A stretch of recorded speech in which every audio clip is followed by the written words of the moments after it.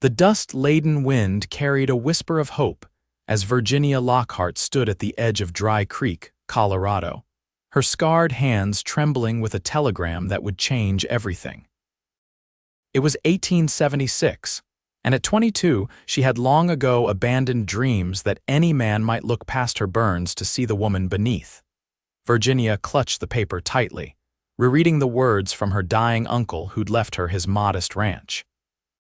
She had nothing left in Boston, not since the fire that claimed her parents and marked her forever, leaving the right side of her face and neck patterned with scars that drove away suitors and invited cruel whispers from society women who once called themselves friends.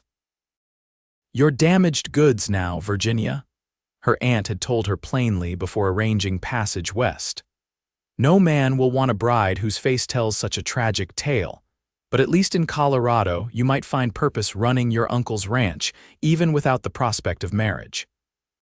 The stagecoach rumbled to a stop before the town's only hotel, a weathered two-story structure that had seen better days. Virginia adjusted her bonnet, ensuring the wide brim shadowed the right side of her face. She'd become adept at hiding, at making herself smaller than she was. "Last stop, Dry Creek," called the driver. "All passengers disembark." Virginia gathered her two small trunks, all that remained of her former life, and stepped down into the dusty street.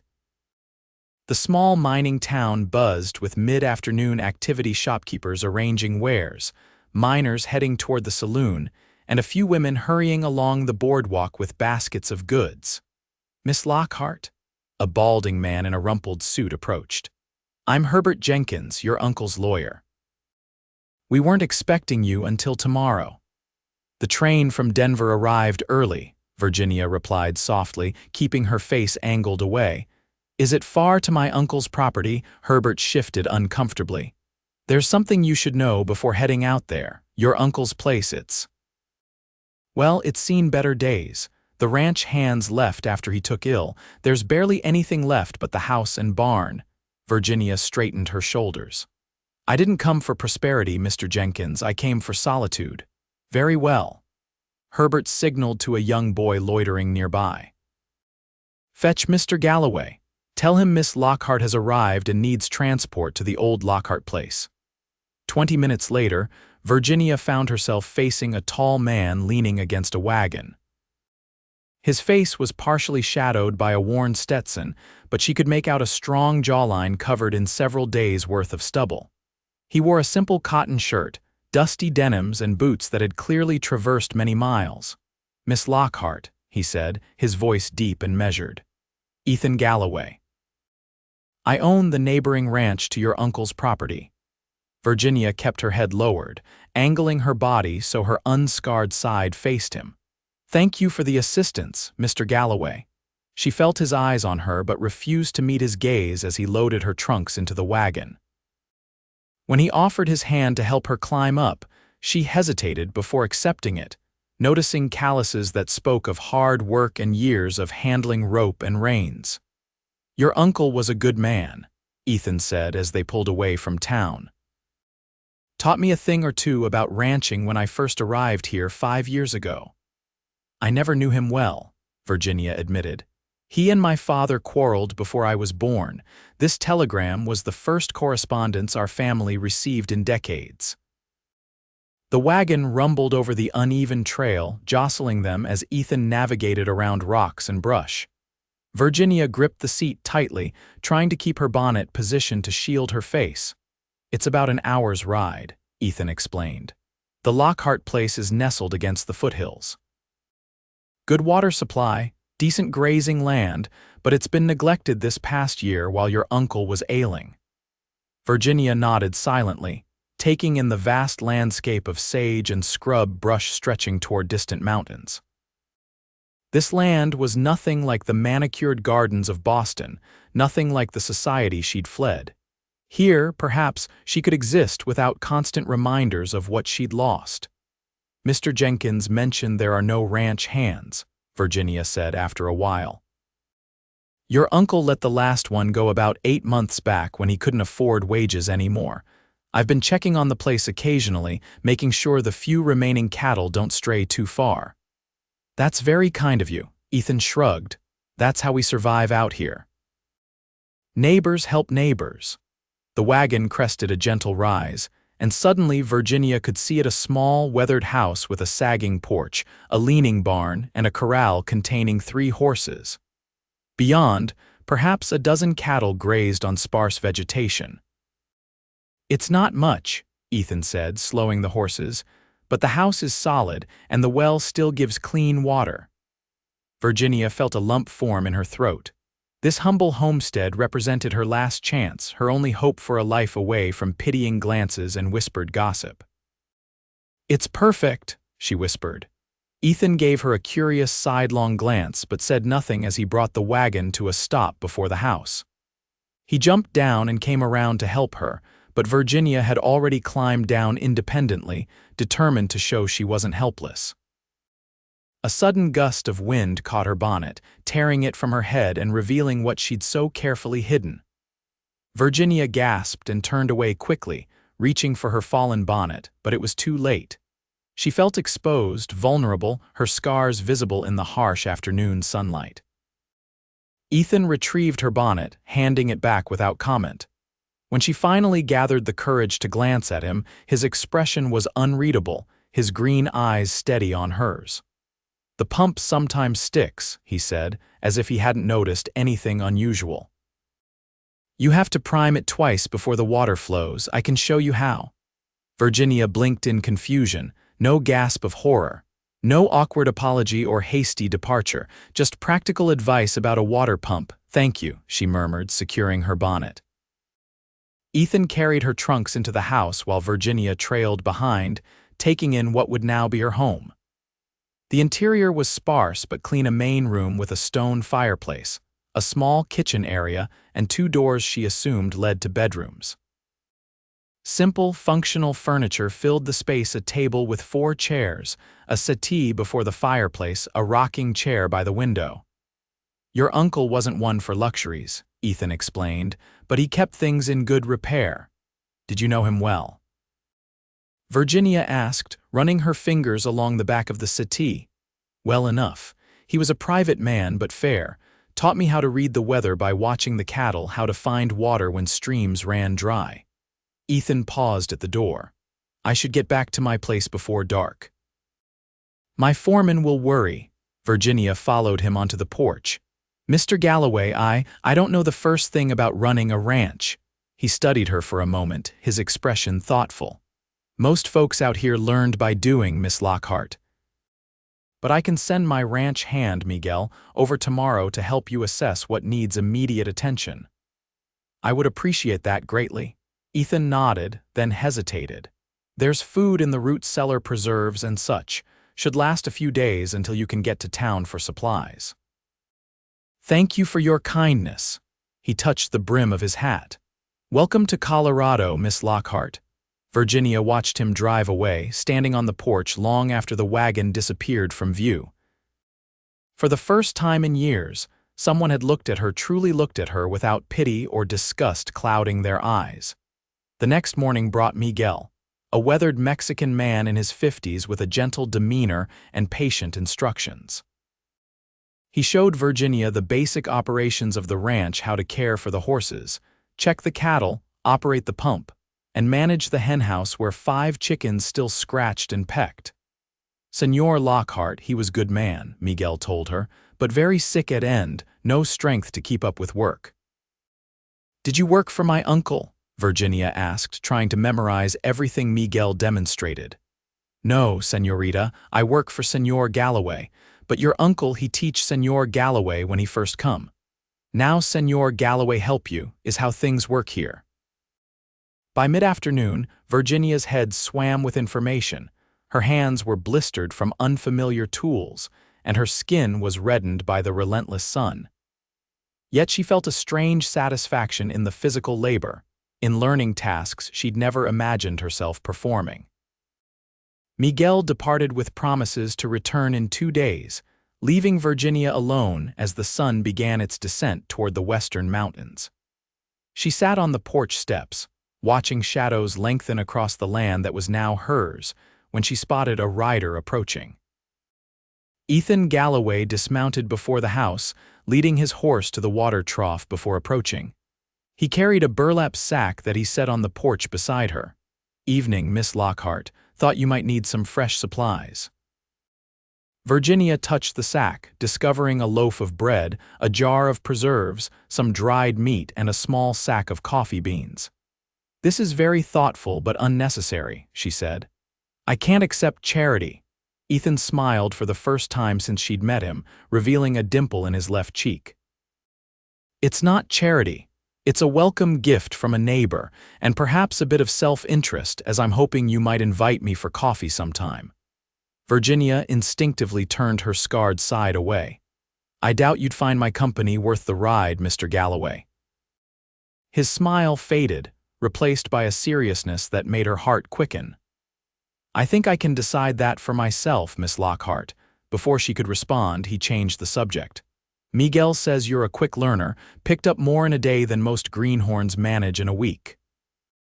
"I've always learned quickly," Virginia admitted, "though I never imagined I'd be learning to mend fences or feed livestock."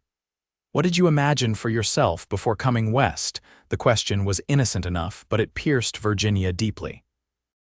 Before the fire, she'd imagined a life like her mother's, a respected Boston marriage, children, hosting elegant parties in a fine home. "It doesn't matter now," she said quietly. "Those dreams belong to someone else." Ethan studied her for a long moment. "Out here, folks get second chances." "New dreams." "Some things can't be outrun, Mr. Galloway," Virginia replied, unconsciously touching the edge of her scars. "No," he agreed, "but they can be lived with. We all carry marks, Miss Lockhart. Some are just more visible than others." He departed shortly after, leaving Virginia with more questions than answers about her enigmatic neighbor. The days slipped into a rhythm as Virginia learned the ways of ranch life.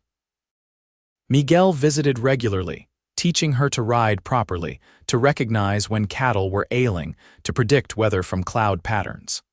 Occasionally, Ethan would appear with supplies or to help with tasks too demanding for Virginia alone.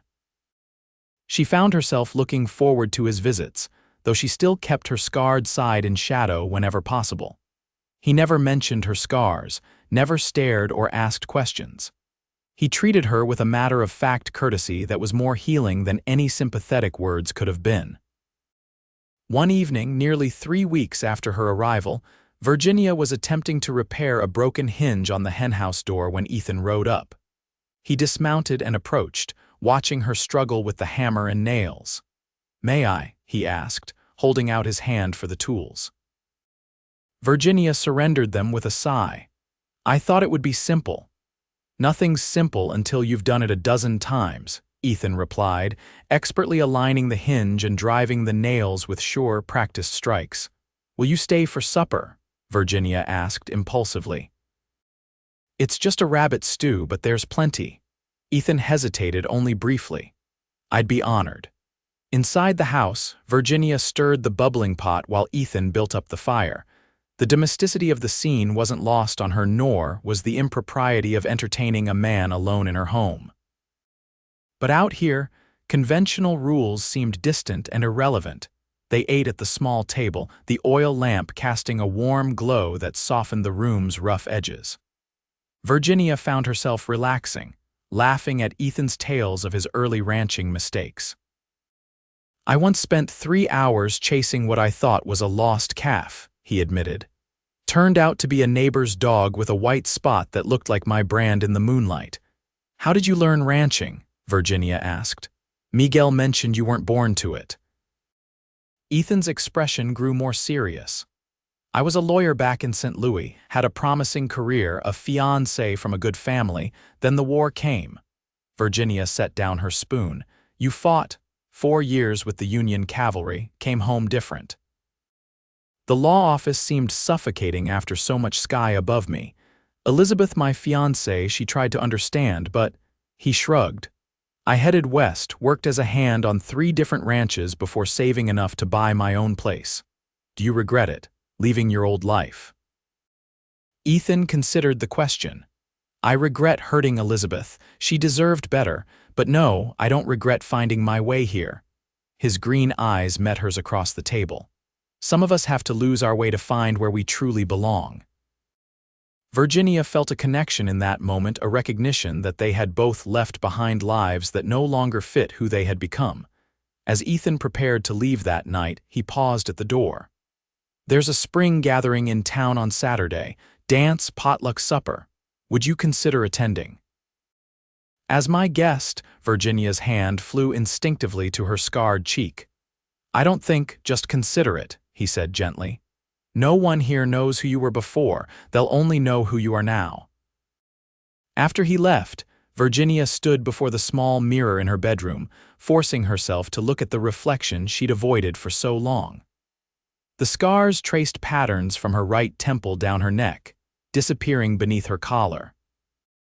They had faded somewhat with time, turning from angry red to silvery pink, but they were unmistakable. Who are you now? She whispered to her reflection. Saturday arrived with clear skies and Virginia's decision to remain home, safe from curious eyes and whispered comments. She was gathering eggs when Ethan's wagon appeared, Miguel at the reins. Senor Galloway sent me to help with chores, Miguel explained. So you have time to prepare for the gathering. I'm not going, Virginia said firmly. Miguel nodded as if he'd expected this. Senor Galloway said you might say this. He said to tell you he will be here at 4 o'clock and he hopes you will change your mind. The old ranch hand smiled. He is very stubborn man, señorita.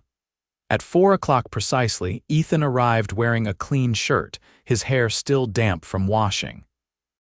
Virginia met him on the porch, her decision unchanged. I appreciate the invitation, she began, but I'm not comfortable. I brought you something. Ethan interrupted, handing her a small package wrapped in brown paper. Curious despite herself, Virginia unwrapped it to find a delicate silver hairpin topped with a small turquoise stone. It was my mother's, Ethan explained. She wore it to every social gathering, said it brought her luck. I can't accept this, Virginia protested. It's not a gift, Ethan clarified. It's a loan for courage. Virginia studied the hairpin, then Ethan's face. There was no pity there, only patience and something else she couldn't quite name. 1 hour, she conceded finally. I'll stay for 1 hour. She changed into her best dress, a modest blue cotton that had survived the journey west without too many wrinkles. She pinned her hair up, securing it with Ethan's mother's hairpin, and allowed herself one last look in the mirror before joining him outside. The town hall was decorated with paper streamers and wildflowers. A small band played lively tunes while couples danced and children darted between groups of chatting adults. Virginia felt eyes turn toward her as she entered on Ethan's arm, and she resisted the urge to turn away. Folks, this is Miss Virginia Lockhart, Thomas Lockhart's niece from back east, Ethan announced to the nearest cluster of townspeople. She's taken over her uncle's ranch. What followed surprised Virginia. Instead of awkward stares or whispered comments about her scars, she received genuine welcome. Women invited her to join the quilting circle. A shopkeeper offered credit until her first cattle sale, and the schoolteacher asked if she might contribute books to the schoolhouse library. They're just treating me normally, she whispered to Ethan in amazement. Out here, folks judge you by what you do, not how you look, he replied. Most everyone's running from something or starting over makes for more understanding neighbors. The promised 1 hour stretched to 3. Virginia danced twice with Ethan and once with the elderly blacksmith. She sampled 3 different apple pies and promised to share her mother's preserving recipes with the minister's wife. As they drove home under a canopy of stars, Virginia felt a lightness she hadn't experienced in years. Thank you, she said simply. For what? For pushing me to come tonight, for seeing something in me that I'd forgotten was there. Ethan was quiet for a long moment. When I first saw you, do you know what I noticed? Virginia tensed. My scars, your eyes, he corrected. The way you looked at this land, not with fear or disappointment, but with hope, like you were seeing possibilities instead of hardships. The wagon rolled to a stop before her house. Ethan helped her down, his hands lingering at her waist a moment longer than necessary. "I should get inside," Virginia murmured, suddenly aware of how alone they were beneath the vast night sky. Ethan nodded, but as she turned to go, he spoke again. "Virginia." It was the first time he'd used her given name. She turned back. "I'd like to call on you properly, if you'd allow it." Virginia's heart hammered in her chest. Why? The bluntness of her question didn't seem to surprise him. "Because in all my years out here, I've never met anyone I wanted to know better. You don't need to be kind to me out of pity." Something flashed in Ethan's eyes, frustration, perhaps, or determination. "Do I strike you as a man who acts out of pity?" Before she could answer, he stepped closer, his hand gently touching her cheek, the scarred one. Virginia froze, fighting the urge to pull away. "These marks tell me you survived something that would have broken many," he said softly. "They don't define you, but they're part of your story. I'd like to know that story, Virginia, all of it." She couldn't speak, couldn't find words to express the tumult of emotions his touch evoked. "Think about it," he said, releasing her. "I'll be back on Sunday after church." Sunday found Virginia nervous as a schoolgirl. She'd spent the morning cleaning the already tidy house, preparing a simple meal and changing her dress twice. When Ethan arrived, he brought a small bouquet of wildflowers and a book of poetry. "I noticed you didn't have many books," he explained. "Thought you might enjoy this one." They ate on the porch, watching clouds drift over distant mountains. After the meal, Virginia finally gathered courage to tell him about the fire, how she'd awakened to smoke and flames, how she tried to reach her parents' room but was driven back by collapsing timbers, how a neighbor had pulled her from the burning house. "The doctors said I was lucky," she concluded bitterly. "Lucky to be alive with only these scars to show for it. But then I watched how people looked at me afterward, how the young men who once asked for dances suddenly had pressing business elsewhere." Ethan listened without interrupting, his expression thoughtful. When she finished, he surprised her by taking her hand. "I have scars too," he said quietly, unbuttoning his shirt cuff and rolling up his sleeve to reveal a jagged scar running from wrist to elbow. "Saber cut at Gettysburg." "And here," he touched his side, "bullet at Cold Harbor. The visible ones aren't the worst, though." Virginia understood immediately. "The ones no one can see." "Those are the ones that wake you in the night," Ethan agreed. "The faces of men who didn't come home, decisions I can't unmake." They sat in companionable silence, two people who understood what it meant to be marked by life's cruelties. "I think," Ethan said finally, "that's why I recognized something in you that first day. You carry your scars differently than most, with dignity." Virginia gave a small, incredulous laugh. "Is that what you saw? I felt only shame." "What I saw," Ethan said carefully, "was courage and beauty." "Don't," Virginia whispered, turning away. Ethan gently turned her face back toward his. "I'm not a man who says things he doesn't mean, Virginia. Not about cattle, not about weather, and certainly not about matters of the heart." His sincerity was unmistakable, and for the first time in years, Virginia allowed herself to believe that someone might see beyond her scars to the woman beneath. Summer brought long days of hard work as Virginia learned to manage her small ranch. Ethan was a frequent visitor, sometimes bringing supplies from town, sometimes just bringing himself and a willingness to help with whatever task needed doing. Their courtship progressed slowly, respectfully. He brought her books and wildflowers. She baked his favorite apple pie. They rode the boundaries of both their properties, Ethan pointing out landmarks and sharing the history of the valley. One evening in late August, they sat on Virginia's porch watching a spectacular sunset paint the western sky in shades of gold and crimson. Ethan had been unusually quiet, almost pensive. "Is something troubling you?" Virginia asked. Ethan turned to her, his expression serious. "I received a letter today from a cattle buyer in Denver. He's interested in my breeding stock, wants me to bring some animals for inspection. That sounds like an excellent opportunity. It would mean being away for about 2 weeks." Virginia felt a pang at the thought of his absence but smiled encouragingly. "Your ranch needs you to make such journeys, I understand."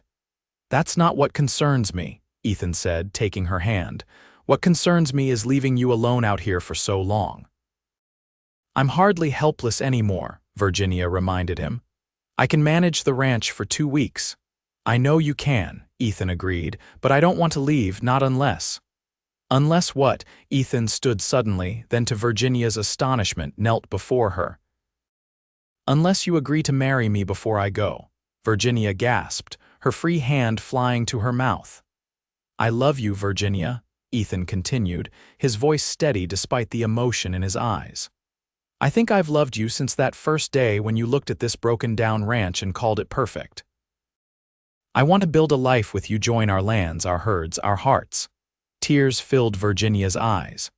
"Are you certain, truly certain?" Ethan stood, pulling her to her feet and into his arms. "I've never been more certain of anything in my life." His kiss was gentle at first, then deepening with a passion that left Virginia breathless. When they finally parted, she rested her forehead against his chest, listening to his heartbeat. "Yes," she whispered. "Yes, I'll marry you." They were married 3 days later in the small church in Dry Creek. The entire town turned out for the ceremony, filling the pews and spilling onto the steps outside. Virginia wore a simple cream-colored dress with Ethan's mother's hairpin securing her veil, while Ethan looked uncommonly handsome in a new dark suit. "Dearly beloved," the minister began, "we are gathered here to join this man and this woman in holy matrimony." Virginia barely heard the familiar words, too lost in the reality of standing beside Ethan, promising to love and honor him for all her days. When he slipped a gold band onto her finger, a ring he'd ridden all the way to Denver to purchase, she felt her heart might burst with happiness. "I now pronounce you husband and wife," the minister declared. "What God has joined together, let no man put asunder." Ethan's kiss was restrained before the congregation, but his eyes promised more once they were alone. The townsfolk had prepared a celebration at the hotel, with tables laden with food, a fiddle player for dancing, and more well-wishes than Virginia could have imagined receiving. Late in the evening, as they prepared to depart for Ethan's ranch, now their ranch, the blacksmith's wife approached Virginia. "I want you to know," the older woman said quietly, "how happy we all are that you found each other. When you first came to town, so careful to hide your face, my heart ached for you. But Ethan saw what we all came to see, that your beauty isn't diminished by those scars, only made more precious because of what they represent." Virginia embraced the woman, too moved for words. That night, in the privacy of their bedroom, Virginia faced her greatest fear, allowing Ethan to see all of her scars, including those that extended down her shoulder and side. She trembled as she removed her dress, fighting the urge to extinguish the lamp. "Virginia," Ethan said gently, taking her hands, "we don't have to rush anything, we have a lifetime." She shook her head. "I want no secrets between us, no barriers." Slowly, she loosened her chemise, letting it fall to reveal the full extent of her scars. She kept her eyes lowered, afraid to see rejection in his gaze. "Look at me," Ethan whispered. When she raised her eyes, what she saw in his face wasn't disgust or pity, but tenderness and desire. He traced the path of her scars with gentle fingers, then followed with soft kisses that made her skin tingle. "Every mark tells me how strong you are," he murmured against her skin. "How brave, how worthy of being loved completely." In his arms, Virginia finally understood what it meant to be truly desired, not despite her scars, but as a complete woman whose experiences had shaped her into someone worthy of deep and abiding love. 5 years later, Virginia stood on the porch of their expanded home, watching Ethan teach their 3-year-old son, Thomas, to ride his first pony. Their infant daughter, Elizabeth, slept peacefully in her arms, untroubled by the warm breeze or her brother's excited shouts. The ranch had prospered under their joint care. The merged herds now numbered over 300 head, and the Galloway brand was known throughout Colorado for quality cattle. The original Lockhart house served as a bunkhouse for their 4 ranch hands, while Ethan had built this larger home when Virginia was expecting Thomas. "Mama, look," Thomas called as he balanced precariously on the gentle pony. "I'm riding like Papa." "I see you, darling," Virginia called back. "You're doing wonderfully." Ethan glanced up at her, his face alight with the same love she'd seen on their wedding day. In his eyes, she had always been beautiful, always been worthy. The cruel words of Boston society women had faded from memory, replaced by the daily evidence of Ethan's devotion. As the sun began its descent toward the western mountains, casting long shadows across their land, Virginia reflected on the journey that had brought her here from a scarred, frightened woman convinced she would never be loved, to a confident rancher's wife, mother, and partner. They had told her she would never be desired. But Ethan Galloway had desired nothing else in the world, and in his love, Virginia had found her true self, scars and all.